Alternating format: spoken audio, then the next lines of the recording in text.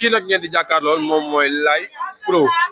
muy amal nag projecteur de Laye Pro n'est-ce pas après troisième jour de la Korité fële ca Ngoundiane ñu bàyyi ko mu présenté expliqué leen lan moo fay xew. waaw kilifa bi maa lay ziar di nuyu waa Refane TV di am mbégte ak contentement tey ci waxtaan ak yéen ci nga xamante ni sama événement la mu nekk première édition boo xamante ni maa ngi ci war a soobu événement bi tudd projecteur de Laye Pro ñu war ko def troisième jour de la Korité à francophonie de Ngoundiane ci réseau des jeunes waaw. mais lu waral Laye Pro lu waral projecteur de Laye Pro waaw xam nga projecteur boo ko déggee mooy leer mooy lumière quoi so dafa am leeral bi mu bëgg a def loolu moo waral ma def projecteur de Laye Pro parce que man tiktoker la influenceur la waaye jàppee ma sama bopp influenceur wala tiktoker parce que man dama xam ni maanaam réseau bi yaatu na te bëri na ay affaires yoo xamante ni ñu ngi ci mais man damay ñëw xool li ci gën a baax ak li ci nit ñi di gën a soxla pour ma di leen koy indil waaw loolu moo waral projecteur de Laye Pro am message bi ma bëgg a jàllale te message boobu ñaan naa yàlla mu nekk message boo xamante ni dina dugg nit ñi ñu dégg ko te xam ni message bi kat message la bu jar a lancé waaw. non ku waxee loolu message bi nga bëgg a lancé maanaam tey sa première édition nga ci dugg mooy léegi Laye lan moo waral maanaam Laye di xalaat di créer comme waa xam nga man dama nekk jeune nekk dëkk bi ñuy wax Moussina waaye yemuma fa parce que man tey maay Medina fii gis nga kër gi fii laa juddoo kër gi sama maam moo ko moom yàlla fa def ko jaay jënd kër Thiès man fii laa juddoo fii laa yaroo ma dem Moussina di fa jànge ba pare jàng ma ñëwaat fii li ma fa nekk bëriwul mais tey sama dëkkuwaay maanaam mën naa ne jéggi na Moussina parce que ñëpp laa sekkal jàmm ñëpp laa amal jàmm boo xoolee première programme bi ma def li tax ma fas yéene def ko Ngoundiane mooy bëgg a yaatal waaye lawal culture séeréer ba ñëpp jot ci waaw. léegi ginnaaw da nga ko bëgg a yaatal pour ko lawal looy wax waa Ngoundiane. waaw li may wax waa Ngoundiane mooy ñoom ñëpp ñu xaar rek troisième jour ñu ñëw teew ci projecteur de Laye Pro parce que man def naa effort def naa li ma war def naa li ma man tamit xooy naa woo naa samay nit woo naa samay am di jàmm gis nga maa ngi juum sax ci dugal ay séeréer woo naa samay nit samay am di jàmm ñi nga xamante ni mooy programme bi nga xam ne maa ngi koy amee troisième jour de la Korité di ñaan waa Ngoundiane waa Moussina environ boobu yëpp ñoom ñoo ma mën a suturaal ñoom ñoo ma mën a jàppale waaye ñoom ñoo ma mën a sigil ñoo ma mën a sargal parce que ñun tamit bi ñu nekkee ci réseau bi fàttewuñu fi ñu jógee ñun dañoo fier ci fi ñu jógee mosuñoo nëbbatu ci fi ñu dëkk kon ñoom nañu xam ni ñun ñoom la ñu am waaye ñoom tamit ñun la ñu am. foofu laa bëggoon ñëw sax parce que léegi bi nga nekkee ci TikTok bi kon mooy déjà yaa ngi def ay vidéo ak lépp léegi idée boobu noonu fan la jógee. waaw programme bi nekk na programme boo xamante ni du suñu programme waa dëkk ba la parce que mënoon nañ ko organiser Dakar wala ñu xool feneen fu ñu ko organiser mais dañoo dem fa ñu jóge fii suñu cosaan fu ñu askanoo ñu ne dañu def foofu benn programme boo xamante ni waa dëkk bi yëpp dañoo bëgg ñu teewe ko. ci loolu nag foofu nag laa bëggoon a ñëw ak yow moo tax ma ne la comme vidéo yi ngeen ci idée boobu yow foo ko jëlee. waa vidéo yi man boo xoolee xaw na maa yàgg TikTok mais nekkuma woon tiktoker parce que site internet laa yoroon Moussina TV ba léegi mu ngi dox nag mais gëj naa cee dugal parce que affaire site dafa xaw a bëri coow léegi nag ma nekk ci TikTok bi première match bu ñu organisé woon match tiktoker séeréer yi bi ñu demee Maris ñu def match bi affaire yi neex jour boobu laa décidé nag tey damay doon tiktoker te ba ma demee première vidéo bi ma def dafa viral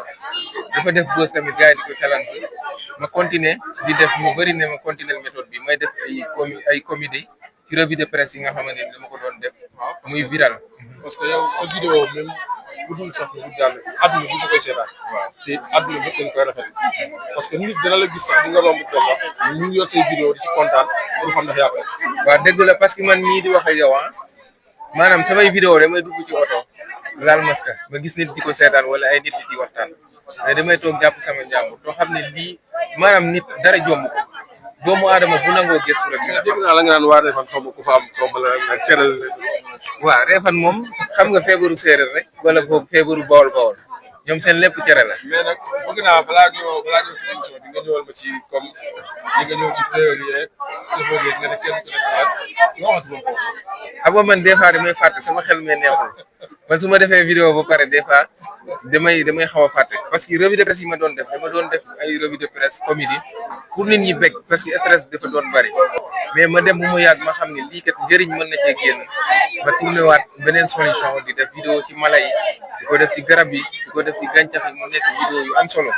wallahi lazim chaque jour laa la wax TikTok dama fay dugg gis ci ji compte def ci sama tur sama photo di dugg YouTube di télécharge sama vidéo di def démb moo ci mujj koo xam ne 3 vidéos la dugal am 14000 abonnés kon xam nga ne loolu am na solo loolu deuxièmement bi man ñaari compte laa yor dama yor Live Pro yor Grand Frère mais Grand Frère ci laa gën a basé ko man bàyyi naa di toog dama ci nekk par hasard bi mais bàyyi naa ko saa yi moom may toog waa mais lu waral loolu. non parce que dama xam ni maanaam man sama personnalité dépassé na ay TikTok wala daal te saa yi YouTube laa nekk di def samay vidéo mais nag di ko dugal TikTok par hasard maanaam ni ma fa concentré woon boo xoolee contrat yi ma amoon TikTok yëpp dama ko arrêté waaw di ñaan waa dëkk ba rek ñu suturaal ma sargal ma man de ñoom laa yaakaar bi ma organisé affaire bi tamit sama xel ba yëpp ci ñoom la jëm ma ne kii laa koy def to yàlla dogal tamit am na benn bunt bu ndaw boobu wala sax bu ndawul parce que connaissance bu ndaw boolem koo xamante ni kilifa nga nekk dëkk ba yàlla ubbil na ma sama bunt sama diggante ak yow mais nag dignité yàlla moo koy may doomu aadama man mënu ma taxaw ak benn nit ne ko jindal ma billet wala defal ma lii wala jàppale ma. foofu laa bëggoon a ñëw ci billet yi maanaam affaire bi entrée la wala gratuit. non du gratuit entrée la. entrée ñaata la. entrée 2000 la parce que boo xoolee programme bi dama jël ay artistes yi ma jël yi ci ëpp dëkkuñu mu jàng parce que dama dem jëli ay artistes comédien fale jël ay artistes woykat yoo xam ne dañoo marqué seen empreinte ci li nga xamante ni mooy art bi am na ñoo xam ne surprise la ñu ñëwee waaye dama leen wax lu leer man du ma publicité turu jàmbur man su fekkee ne sama tur fu mu àgg mënuma def programme tudde ko sama bopp du ma ko demee ci turu jàmbur